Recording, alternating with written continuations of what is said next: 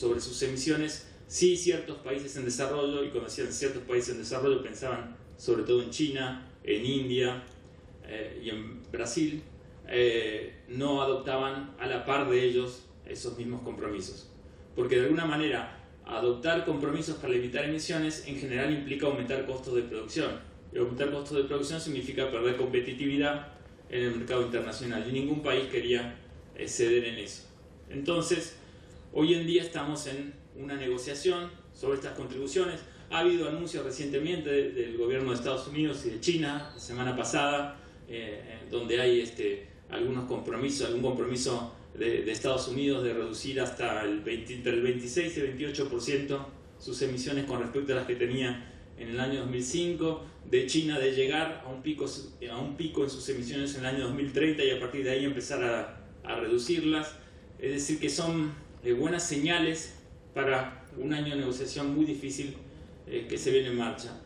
No lo mencioné, pero esta plataforma de Durban fija el año diciembre del 2015, el año próximo, como el límite para llegar a establecer ese acuerdo global donde cada país va a elevar contribuciones. ¿Cuál es la contribución que va a hacer cada país? Eso tiene que ser presentado en la cumbre de cambio climático que se va a hacer en París en diciembre del año que viene. Previo a eso, en diciembre de este año, tenemos la cumbre de cambio climático en Perú o en Lima, donde una de las cuestiones más importantes a definir es cuál es el formato de estas contribuciones. Esto no está del todo negociado. Cualquier país por ahora tiene la posibilidad de decir mi contribución va a ser de esta manera, en estos términos, en estos tiempos. Bueno, esto se va a ir acotando un poco a partir de esta próxima reunión de Lima. Atrás de toda esta negociación está quiénes son responsables, quiénes tienen que pagar, quiénes son los responsables y por ser responsables tienen que pagar por ello, ¿no? Y bueno, eso, quién es responsable depende de cuál sea el indicador que se utilice. Y cada país obviamente defiende distintos indicadores en función de sus intereses. Un indicador clásico son las emisiones absolutas. Las emisiones hoy, bueno, 2010 es el dato. Ahí está arriba de todo China, ¿sí? Arriba de Estados Unidos inclusive. China ha superado a los Estados Unidos como emisor de gases de efecto invernadero. Pero China va a discutir, bueno, estas son las emisiones hoy, 2010. ¿Qué pasa si hacemos como indicador las emisiones históricas? Por ejemplo, el acumulado de los últimos 50 años. Ahí lo que va a pasar es que Estados Unidos va a subir rápidamente al primer lugar en el ranking, seguido de todos los países de la Unión Europea, Japón, Canadá, Australia, todos esos van a quedar arriba. ¿Y por qué? Porque es claro que la problemática que vemos hoy de acumulación de gases es responsable de un crecimiento no sustentable a lo largo de 50 años de estos países. Y es razonable entonces que los países en desarrollo como China, India y Brasil pidan ahora que si realmente hay una intención de reducir estas emisiones, necesitan ser apoyados financiera y tecnológicamente por los responsables de la concentración de gases hoy, que son los países desarrollados. También es lógico lo que dicen los países desarrollados. Si hacemos un protocolo o lo que sea en el que no están países en desarrollo como China, no va a tener ningún sentido, porque las grandes emisiones hoy en día y a futuro esto va a seguir incrementándose, van a estar en los países en desarrollo. Cada vez más los países en desarrollo van a ser responsables de estas emisiones. Otro indicador son las emisiones per cápita. Ese es un indicador que le gusta a China, porque obviamente ahí baja mucho en el ranking mundial. Nosotros estamos por arriba de la media en este indicador. Intensidad de emisiones, ¿no? Las emisiones por Producto Bruto Interno. En fin, cada país y en la negociación verán distintas defensas con respecto a quién es el responsable en función de algunos de estos indicadores. Como dije, en 2015 es la fecha límite para cerrar este acuerdo. Previamente en Lima está el tema de los formatos y contenidos de estas contribuciones. ¿Cuáles son los impactos del cambio climático en Argentina? ¿Qué es lo que hemos venido observando? Esto no es impactos proyectados a futuro, esto es lo que ha ocurrido en las últimas décadas en Argentina. Es producto de un informe oficial que se llama Segunda Comunicación Nacional, que fue presentado en el 2007, es lo más reciente que hay oficial. Ahora mismo se está haciendo la actualización de este informe, que se llama Tercera Comunicación Nacional, que va a tener datos oficiales más recientes. Pero este informe hablaba de todos estos impactos observados en la República Argentina. Destaco en negritas el tema de que hay aumento de caudales en todos los ríos y la frecuencia de inundaciones en todo el país, excepto en San Juan, Mendoza, Comahue y norte de Patagonia, porque esa observación, ese dato observado coincide con los datos proyectados por modelos climáticos que han sido corridos en el país. Aclarando que todo lo que está en esta diapositiva tiene un grado de incertidumbre importante, porque estas no son cuestiones observadas, estas son cuestiones proyectadas con modelos que tienen un montón de suposiciones, una simplificación muy grande de la realidad y por lo tanto hay una gran incertidumbre en estas afirmaciones. Pero bueno, los expertos en estos temas han afirmado que en ese caso, con el retroceso de la precipitación en la cordillera de los Andes y probable crisis de agua en San Juan y Mendoza, como una continuidad de algo que se viene observando en las últimas décadas. En cuanto a las emisiones de nuestro país, bueno, ¿cuánto representa? Representamos menos del 1% de las emisiones globales. Las principales emisiones de nuestro país están en el sector de energía y en el sector agropecuario. En el sector de energía son fundamentalmente dióxido de carbono. Como dije anteriormente, fundamentalmente vinculadas a la industria de generación de la energía, quema de gas natural y diésel en plantas termoeléctricas, al transporte y al consumo residencial y al consumo de energía en las industrias. Esas son las principales fuentes y están vinculadas al gas CO2. Casi 90% de las emisiones del sector de energía son CO2. Si van a agricultura y ganadería, ahí las emisiones son fundamentalmente 52% de óxido nitroso y 48% de metano. Y las actividades son, como dije, la fermentación entérica del ganado y el uso de suelos agrícolas, la aplicación de fertilizantes y la utilización de especies que fijan nitrógeno. Los procesos industriales tienen un porcentaje menor, 4%. Tengan en cuenta que en procesos industriales no están incluidas las emisiones vinculadas al consumo de energía, solamente emisiones directas de procesos. Las del consumo de energía están metidas en el sector de energía y residuos tienen un 5%. Esta es la descripción por fuente. Las 4 primeras fuentes representan casi el 85% de las emisiones de Argentina. Ahí están las emisiones de Argentina. La quema de CO2, la quema de combustibles en fuentes fijas, como dije, generación de energía, el óxido nitroso de suelos agrícolas, el metano del ganado y el CO2 del transporte. Esas 4 fuentes explican el 85% de las emisiones de Argentina. ¿Qué se puede hacer en este contexto? Mencioné que había 2 grandes tipos de medidas, las de mitigación y las de adaptación. Las de mitigación apuntan a reducir o limitar el crecimiento en la emisión de estos gases. También se incluyen dentro de las medidas de mitigación aquellas que tienden a capturar el CO2 que ya fue emitido previamente a la atmósfera. Eso se hace fundamentalmente a partir de sumideros biológicos, por ejemplo, actividades de forestación, reforestación o manejo forestal, o sumideros geológicos, un tema bastante controvertido que implica la posibilidad de capturar CO2 que salen de chimeneas de industrias y enterrarlo bajo tierra en reservorios geológicos o en el agua. Las medidas de adaptación apuntan, como dije, a minimizar impactos negativos y aprovechar impactos positivos del cambio climático. En breve voy a dar ejemplos de ambos tipos de medidas.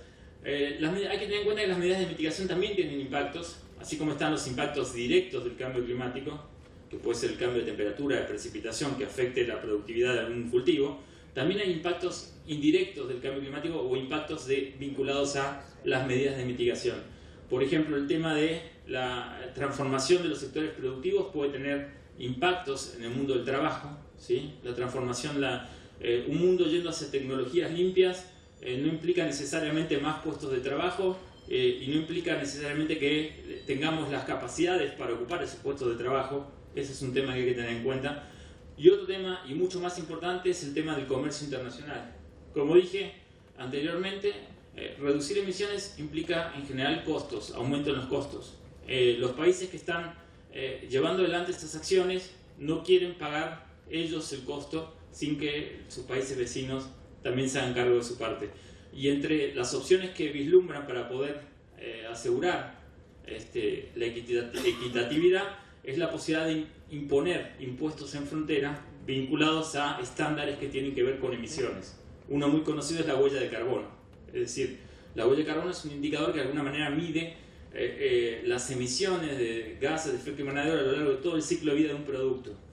Entonces, uno puede asociar a una tonelada de soja una huella de carbono, ¿sí? O a un litro de biodiesel una tonelada o una huella de carbono. Y los países pueden adoptar medidas que tengan que ver, bueno, el biodiesel que tiene una huella de carbono mayor a 5 toneladas por litro no entra o paga un arancel diferencial. Esas son medidas que serían impactos indirectos de medidas de mitigación. Dentro de los ejemplos de adaptación, bueno, seguramente Marcia, si se hace después la videoconferencia, va a poder hablar mucho más de esto, porque la panelista que seguiría está a cargo o trabaja en el Fondo de Adaptación del Protocolo de Kioto, que es hoy quizás la principal fuente de financiamiento para proyectos de adaptación. Así que todo lo que se pueda decir de adaptación hoy en día pasa fundamentalmente por financiamiento de ese fondo. En Argentina hay 2 proyectos financiados por el Fondo de Adaptación. Ambos tienen que ver con el uso del agua. Uno es en la zona noreste del país y tiene que ver con la posibilidad de hacer más eficiente el uso del agua donde falta agua, y el otro es en el sudoeste de la provincia de Buenos Aires, también en una zona donde el déficit hídrico es muy importante. Medidas de adaptación hay de todo tipo, depende cuál sea el sistema. Acá hay algunos ejemplos mencionados. La planificación territorial, la planificación del territorio es claramente una de las principales medidas de adaptación. Es muy importante empezar a considerar los lugares del territorio donde puede haber asentamientos humanos y donde no puede haberlos. Creo que las inundaciones que hemos tenido en los últimos años han sido categóricas y requieren que tengamos atención a esto, porque el cambio en el clima probablemente tenga más intensas y en mayor cantidad este tipo de inundaciones. El agro es un sector muy sensible, hay que empezar a adaptarse desde las fechas de siembra, de cosecha, desde las variedades que se están utilizando, ver si son las correctas y si van a poder persistir en escenarios de cambio climático diferente. Los sistemas de alerta temprana, el mejoramiento y fortalecimiento de sistemas de alerta temprana va a ser clave en un mundo en el que cada vez va a haber mayor intensidad y frecuencia de eventos extremos.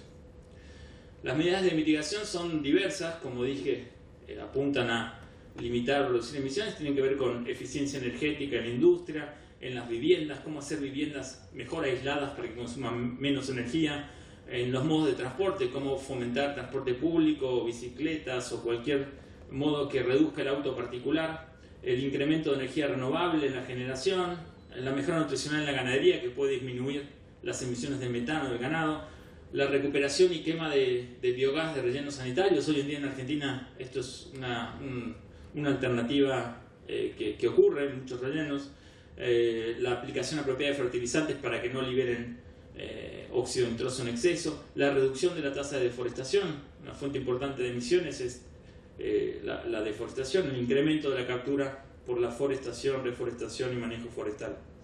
Los niveles de acción en los que hay que implementar estas medidas son diversos. Esto vale también para adaptación, en realidad. Está la diapositiva para mitigación, pero vale para adaptación. El Estado claramente tiene un rol principal en el nivel de normativa, definición de la normativa apropiada. Creo que hay normativa apropiada en Argentina. El problema es que no siempre se puede implementar de la manera apropiada. Yo en la próxima diapositiva creo que tengo una serie de leyes que hay en Argentina que son positivas en términos de reducir emisiones. El segundo sector, el segundo nivel es el de los sectores productivos, y ahí hay un rol compartido entre el sector privado y el Estado, donde hay que trabajar conjuntamente para transformar los sistemas productivos, para hacerlos más eficientes en el uso de energía, más eficientes en términos de emitir menos gases de efecto invernadero. Ahí hay algunos incentivos para el sector productivo en el marco de esta negociación internacional y de los mercados de carbono que se han establecido alrededor del protocolo de Kioto y otras iniciativas. Hay ciertos incentivos. Uno importante, que hoy ya no tiene tanta importancia, pero porque no hay una demanda por los créditos de carbono, fue el Mecanismo de Desarrollo Limpio, el Protocolo de Kioto. Ahí hubo muchas empresas en Argentina que pudieron beneficiarse de reducir emisiones y venderlas en el mercado de carbono y obtener una rentabilidad adicional en su negocio, y al mismo tiempo cuidando el ambiente. Y ahora surgen otras nuevas herramientas como los NAMAs y POAs y en fin, herramientas que pueden ayudar al sector productivo a hacer esa transformación. El último nivel de acción somos todos nosotros, todos los ciudadanos. Es reconocer que nuestro estilo de vida tiene un impacto sobre las emisiones y por lo tanto sobre la problemática. Y cambiar ese estilo de vida puede ayudar, es un granito de arena para ayudar a la solución de este tema. Acá hay una serie de leyes, que hay muchas más.